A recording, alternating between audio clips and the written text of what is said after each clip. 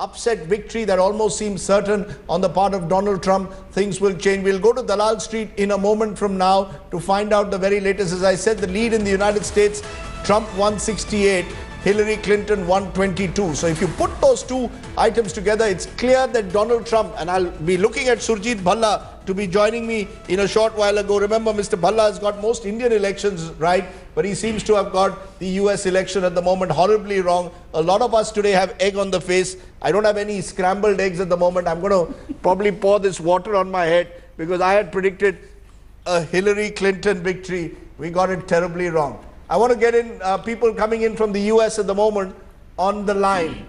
Joining me at the moment is Ma Siddiqui, joining me from the US Embassy.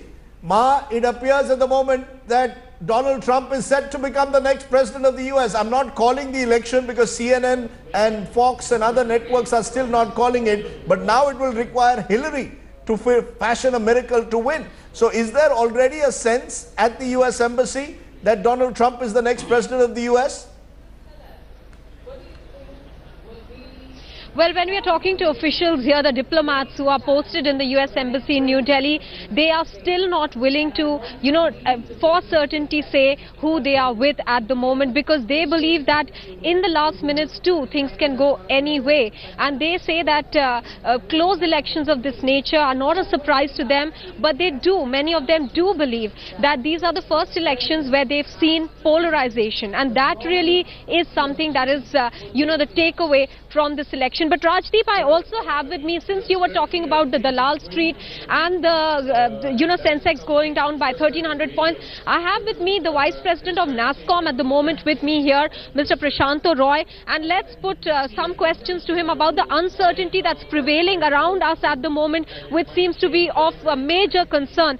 Mr. Roy, people like you and me at the moment are concerned because there is no clarity on a lot of aspects, especially when the new notes will roll in. The government has said that there will be a cap perhaps on the number of notes that will roll in of higher denomination. Do you think that's creating unnecessary anxiety? Well, I think that was a necessary part, the unnecessary anxiety as it were. First of all, we believe as NASSCOM that this is a very great move on two fronts. One, to hit out at black money and shake up the system, and two, a very big thrust of Digital India, which is a push toward digital. And we believe taking out a lot of cash out of the system will force people into digital, along with other foundations like the PMJDY, bank accounts and so on. Having said that, one of the strong recommendations of not only us but other global experts has been actually to do away with high value notes. So in that sense, the 2,000 rupee note and the impending reintroduction and reprinting of the 1,000 is of some concern, and we hope they really are able to control that circulation, although we don't know how that will happen because counterfeiting can still happen of such notes. Yes, in fact, that is the concern, that if the present 500 and 1,000 note, which has been done away with now, that could be, counterfeited. What is the guarantee that the 2,000 rupees note, which is a higher denomination, cannot be counterfeited? That is true. The official answer to that is that the security features of the existing high value notes have not been breached, which basically means that they've not been identically replicated, but they've enough for the common person on the street to actually get confused. Now the new 2,000 rupee note and the 1,000 when it is reprinted have extra security features and other features like Braille, etc. So they'll presumably be a little more difficult, the entry barrier will be higher, but at some point there will be counterfeits. So we are actually hoping that this intention of bringing in the higher value notes and the 2,000 rupee note is actually revisited at some point of time.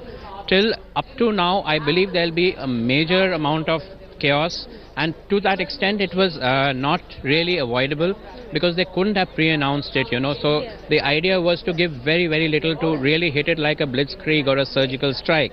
And this, I think we will see an enormous spike in digital transactions and money going into bank accounts in the coming few days. My final question to you is that the markets are going to be jittery today. That's quite obvious. But is that primarily going to be because of this announcement made by the Prime Minister yesterday, or are they going to be jittery perhaps because of what we are seeing here at the moment, that Trump is leading? I think they're concerned on both fronts. The markets have, of course, they were expected to take a bit of a hit, even though the long-term prospects of getting cash back into the legit economy is far stronger and overrides the concerns of a few sectors like real estate and so on. The outcome of the elections and the close call that's happening and the shift from Hillary, who had been predicted to win, to a likely Trump scenario, which could hit us on several fronts, such as outsourcing, the H-1B visas, although we don't know if he's really going to carry out the kind of threats that he's been talking about, but that I expect is going to have a bigger impact on the market. So there you have it, Rajdeep. Mr. Prashant Roy putting things into perspective for us and how markets are likely to react to these two scenarios today. Okay, well, markets are already reacting adversely. Some saying overreaction will settle down in a few days. Let me try and get some market viewpoints. Joining me now, Akash Jindal joins me. Akash, is this a temporary overreaction, or do you expect this to stay for some time, given the dramatic news that's now coming in from Washington as well? Very right, Rajdeep. This is a dramatic overreaction.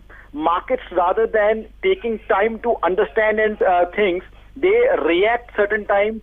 The reaction is certain times quite overreaction. This is what is happening because, firstly, if we take the news on the domestic front, that is good for the economy. That's going to help the economy in medium and longer term. Only in short term there could be issues. So this is clearly an overreaction, rather a reaction without understanding the depth of the news, and this is what the market is used to. Secondly, of course, what is happening in US is also having the impact on the market. So I would say these are two double impacts which are happening on the market. Now, when you talk about US, the impact could be real, but as far as the Indian aspect is concerned, now black money getting converted into white money, or black money getting trapped, or corruption being eradicated is something which is good, clearly good for health of the economy in medium and longer term, and is good for corporate results and profits. So I think it's clearly a short-term overreaction which is not going to stay.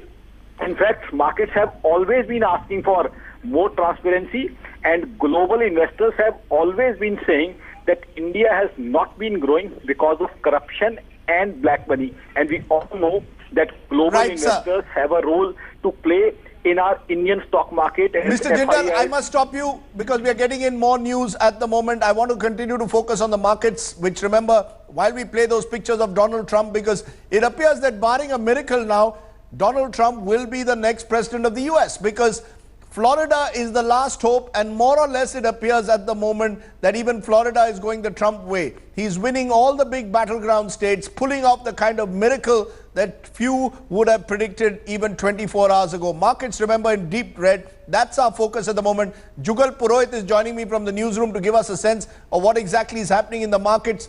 Jugal, give us a sense of what you're seeing before you. Well, Rajdeep, it was expected by many, but perhaps the degree is what many people are slightly shocked about. Now, let me take you first to the NSE. This is the data, Rajdeep, that we can show to you. It is in the red, down by 4.6%. Though there is a slight recovery that we are seeing now, Rajdeep, as you can see. Now, this is the BSE, the Bombay Stock Exchange. Out here, it continues to remain down by 900 points. Remember, a short while back, this number 900 was over 1,000 plus. There's been a slight recovery which can be understood out here. This is where it started from, slightly less than 27,000, plunged straight in the first 15 minutes, and now we're seeing a slight recovery taking place. So there is a sense of recovery, but as you can see, out here everything is in the red. Percentages vary, but it still is red. Fortunately, there's been some recovery that we can speak of, Rajdeep, but at least for now, there was a bloodbath expected. It happened, but there's been a slight recovery that has at least been visible in both of these stock exchanges. Okay, let me then take a break at this point. We'll come back with plenty more in a moment from now. Remember, we'll go to the United States because what is happening there is fascinating. It's now really boiling down possibly to Florida as the key. If Trump takes Florida, it's almost certain that barring a miracle, Hillary Clinton will not be the president of the United States. It will be Donald Trump.